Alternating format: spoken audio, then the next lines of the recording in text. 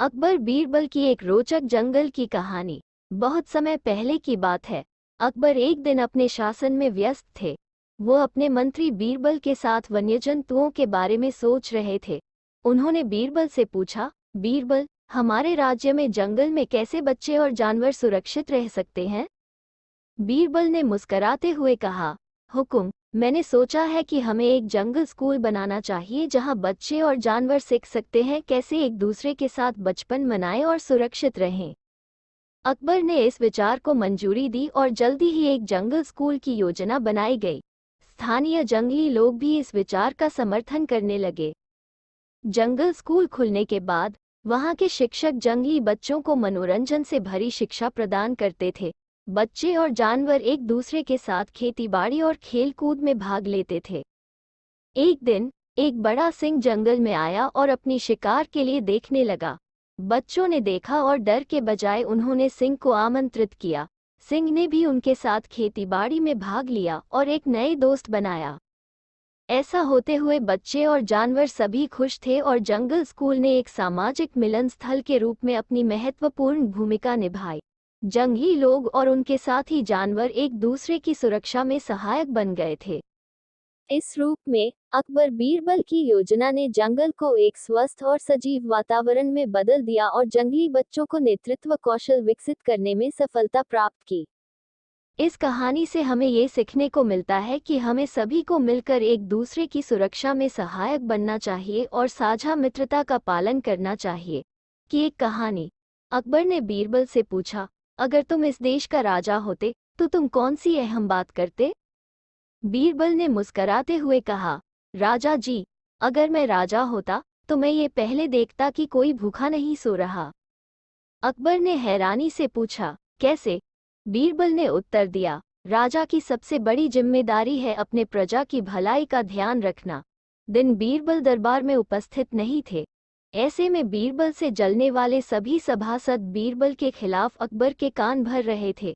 अक्सर ऐसा ही होता था, जब भी बीरबल दरबार में उपस्थित नहीं होते थे तभी दरबारियों को मौका मिल जाता था। आज भी ऐसा ही मौका था। बादशाह के साले मुल्ला दो प्याजा की शह पाए कुछ सभासदों ने कहा, जहांपनाह, आप वास्तव में बीरबल को आवश्यकता से अधिक मान देते हैं। हम लोगों से ज्यादा उन्हें चाहते हैं। आपने उन्हें बहुत सिर चढ़ा रखा है, जबकि जो काम वे करते हैं वो हम भी कर सकते हैं, मगर आप हमें मौका ही नहीं देते। बादशाह को बीरबल की बुराई अच्छी नहीं लगती थी, अतः उन्होंने उन चारों की परीक्षा ली। देखो, आज बीरबल तो यहाँ है नहीं और मुझे अपने एक सवाल का जवाब चाहिए। यदि तुम लोगों ने मेरे प्रश्न का सही सही जवाब नहीं दिया तो मैं तुम चारों को फांसी पर चढ़वा दूंगा। बादशाह की बात सुनकर वे चारों घबरा गए। उनमें से एक ने हिम्मत करके कहा, प्रश्न बताइए बादशाह सलामत। संसार में सबसे बड़ी चीज क्या है? और अच्छी तरह सोच समझकर जवाब देना, वरना मैं कह चुका हूं कि तुम लोगों को फांसी पर चढ़वा दिया जाएगा। बादशाह अकबर ने कहा, अटपटे जवाब हरगिज नहीं चलेंगे। जवाब एक हो और बिल्कुल सही हो। बादशाह सलामत, हमें कुछ दिनों की मोहलत दी जाए, उन्होंने सलाह करके कहा। ठीक है, तुम लोगों को 1 सप्ताह का समय देता हूँ, बादशाह ने कहा। चारों दरबारी चले गए और दरबार से बाहर आकर सोचने लगे कि सबसे बड़ी चीज क्या हो सकती है। एक दरबारी बोला, मेरी राय में तो अल्लाह से बड़ा कोई नहीं। अल्लाह कोई चीज नहीं है। कोई दूसरा उत्तर सोचो। दूसरा बोला, सबसे बड़ी चीज है भूख, जो आदमी से कुछ भी करवा देती है। तीसरे ने कहा, नहीं नहीं, भूख भी बर्दाश्त की जा सकती है। फिर क्या है सबसे बड़ी चीज? 6 दिन बीत गए लेकिन उन्हें कोई उत्तर नहीं सूझा। हार कर वे चारों बीरबल के पास पहुंचे और उसे पूरी घटना कह सुनाई, साथ ही हाथ जोड़कर विनती की कि प्रश्न का उत्तर बता दे। बीरबल ने मुस्कराकर कहा, मैं तुम्हारे प्रश्न का उत्तर दूंगा, लेकिन मेरी एक शर्त है। हमें आपकी 1000 शर्तें मंजूर हैं। चारों ने एक स्वर में कहा, बस आप हमें इस प्रश्न का उत्तर बताकर हमारी जान बख्शी करवाएं। बताइए, आपकी क्या शर्त है? तुम में से 2 अपने कंधों पर मेरी चारपाई रखकर दरबार तक ले चलोगे। एक मेरा हुक्का पकड़ेगा, एक मेरे जूते लेकर चलेगा। बीरबल ने अपनी शर्त बताते हुए कहा। ये सुनते ही वे चारों सन्नाटे में आ गए। उन्हें लगा मानो बीरबल ने उनके गाल पर कसकर तमाचा मार दिया हो, मगर वे कुछ बोले नहीं। अगर मौत का खौफ न होता तो वे बीरबल को मुंहतोड़ जवाब देते, मगर इस समय मजबूर थे, अतः तुरंत राजी हो गए। दो ने अपने कंधों पर बीरबल की चारपाई उठाई, तीसरे ने उनका हुक्का और चौथा जूते लेकर चल दिया। रास्ते में लोग आश्चर्य से उन्हें देख रहे थे। दरबार में बादशाह ने भी यह मंजर देखा और वह मौजूद दरबारियों ने भी। कोई कुछ न समझ सका। तभी बीरबल बोले, महाराज, दुनिया में सबसे बड़ी चीज है गरज। अपनी गरज से ये पालकी यहाँ तक उठाकर लाए हैं। बादशाह मुस्करा कर रह गए। वे चारों सिर झुकाकर एक ओर खड़े हो गए। अकबर से कहा, सम्राट, जब आप अपनी सत्ता और बुद्धिमत्ता को सब पर दिखा रहे हैं तो लोग अच्छे भी होने चाहिए। अकबर ने कहा, मुझे यह नहीं मालूम कि लोग कैसे बेहतर बन सकते हैं। बीरबल ने हंसते हुए कहा, एक दिन मेरे पास एक बहुत पुराना और सीखने योग्य किस्सा है। वो कहानी थी, एक समय की बात है। एक गांव में एक गरीब लड़का था जिसका नाम राम था। राम को पढ़ाई का बहुत शौक था, लेकिन उसके पास किताबें नहीं थीं। राम ने अपनी मेहनत और आत्मविश्वास से पढ़ाई की और एक दिन उसने एक प्रतियोगिता जीती। इससे उसका जीवन बदल गया और वो एक शिक्षायादी बन गया। सम्राट, इस कहानी से यह सीखने को मिलता है कि हालात चाहे जैसे भी हों, सतत प्रयास और आत्मविश्वास से हम अपने लक्ष्यों को हासिल कर सकते हैं। अकबर ने मुस्कराते हुए कहा, बीरबल, तुम्हारी कहानियां हमेशा मुझे सोचने पर मजबूर कर देती हैं कि बहुत समय पहले की बात है, दिल्ली के सुल्तान अकबर के दरबार में बीरबल नामक एक बुद्धिमान और विचारशील व्यक्ति थे। उनकी चालाकी और बुद्धिमत्ता की कहानियां उनके समय के लोगों के बीच मशहूर थीं। एक दिन अकबर ने अपने दरबार में एक बड़े आत्मविश्वासी आदमी को बुलवाया। यह आदमी अपने आप को बहुत ही प्रबल और बुद्धिमान मानता था। वह बोला, सुल्तान, मैं इस समय के सबसे बुद्धिमान व्यक्ति हूँ और मैंने दुनिया की सबसे शक्तिशाली राज्य बनाने के लिए एक अद्वितीय योजना बनाई है। अकबर ने बहुत सुना, लेकिन उन्होंने ये भी कहा, इतना ही तो वादा करने से कुछ नहीं होता, तुम्हें अपनी योजना को हकीकत में बदलकर दिखाना होगा। ये सुनकर वह आदमी थोड़ी चौंका, लेकिन फिर उसने तय किया कि उसे बीरबल के साथ मुकाबला करना होगा। उसने बीरबल को बुलवाया और उससे युद्ध में विजय प्राप्त करने की चुनौती दी। बीरबल ने ये सुनकर हंसते हुए कहा, ठीक है, हम एक आपसी प्रतिस्पर्धा करेंगे, लेकिन एक शर्त पर। उसने शर्त रखी कि जीतने वाला सबसे बुद्धिमान होगा और उसे विजय अर्जित करने के बाद उसकी योजना को सुनी जाएगी। दोनों ने सहमति दी और प्रतिस्पर्धा का समय तय किया गया। दिन बदलते गए और प्रतिस्पर्धा का दिन आया। उन्होंने एक सवारी गढ़ी और दोनों को एक बड़े मैदान में ले गए। यहाँ प्रतिस्पर्धा शुरू हुआ और दोनों ने एक दूसरे के साथ विभिन्न चुनौतियों का सामना किया। बीरबल ने चतुराई और बुद्धिमत्ता के साथ हर चुनौती का सामना किया और अपने चरम परिप्रेक्ष्य में उसे हराकर जीत हासिल की। विजयी बनकर उन्होंने वह आदमी से कहा, तुम्हारी योजना भले ही अद्वितीय हो, लेकिन बुद्धिमत्ता और चतुराई में तुम्हारी हार हो गई। उसके बाद सभी लोगों ने बीरबल की बुद्धिमत्ता की प्रशंसा की और उसके समर्थन में खड़े हो गए। समय की बात है जब अकबर के दरबार में बीरबल नामक एक बुद्धिमान और चतुर सचिव थे। इन दोनों के बीच अनेक रोचक और शिक्षाप्रद पल घटित हुए थे। एक दिन अकबर ने अपने दरबार में एक विचार रखा, क्या कोई मेरे दरबार में इतना बुद्धिमान है जो मेरे सवालों का सही जवाब दे सके? इस प्रश्न को सुनकर बीरबल ने आक्षेपपूर्ण भाव से कहा, जी हाँ हुजूर, मैं आपके सवालों का सही जवाब देने के लिए यहाँ हूँ। अकबर ने मुस्कराते हुए कहा, तो बीरबल, अगर तुम सही जवाब दिए बिना मेरे प्रश्न को सुलझा सकते हो तो मैं तुम्हें बड़ा इनाम दूंगा।